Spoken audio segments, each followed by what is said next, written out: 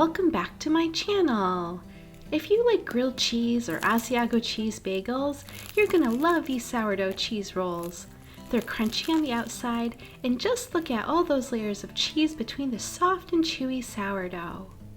These savory rolls are perfect for breakfast, but you can also dip them into soup or slice them in half to make a hearty sandwich. And they're so easy to make. There's no strict proofing schedule or special folding technique. By the way, I've also made these rolls with vegan cheese.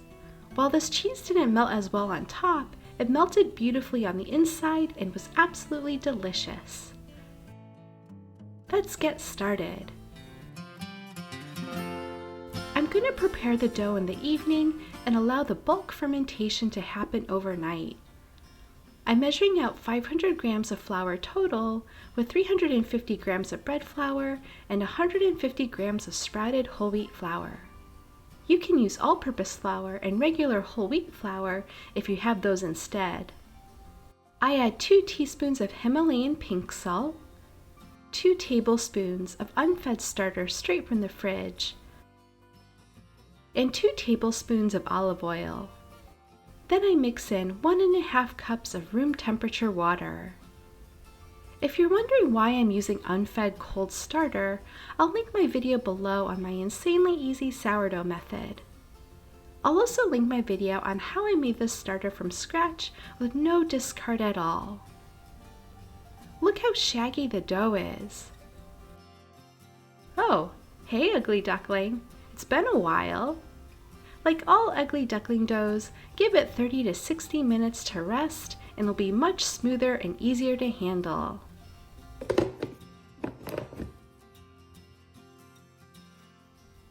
After some gentle folds, just let the dough ferment 8 to 10 hours overnight at room temperature.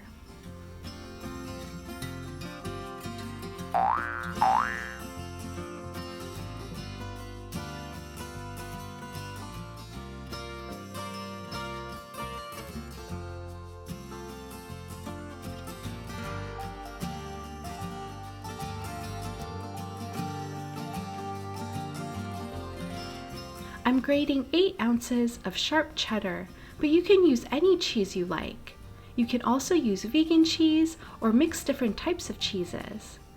One of my favorite combinations is half cheddar and half gruyere cheese for these rolls.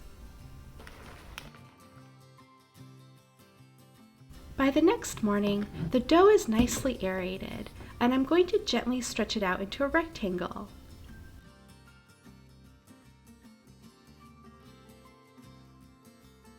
I sprinkle on about 3/4 of the grated cheese and reserve the rest to sprinkle on top of the rolls just before baking.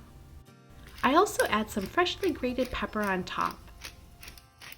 Then I cut the dough into 6 pieces.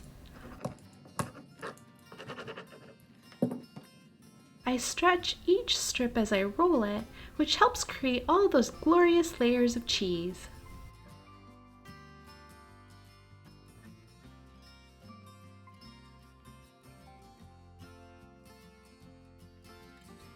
Place the rolls on a sheet of parchment and let the dough proof for another 4 to 6 hours. My kitchen is usually 68 degrees Fahrenheit, but your final proof time might be shorter or longer depending on your room temperature.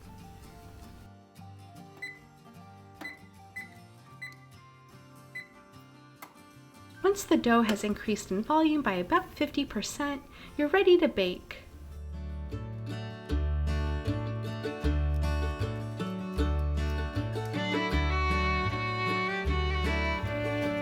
This is optional, but I like to bake the rolls for the first 20 minutes with the cover on.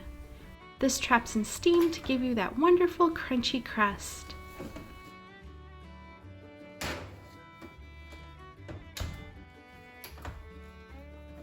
Then I remove the cover and continue baking for another 25 to 30 minutes or until the top is nicely browned. So the total baking time is about 45 to 50 minutes. I hope you try this recipe and let me know how it goes for you. If you enjoyed this video, please give it a thumbs up, subscribe for more easy cooking and baking videos, and say hi in the comments. Thanks for joining me today, and I'll see you next time. Bye!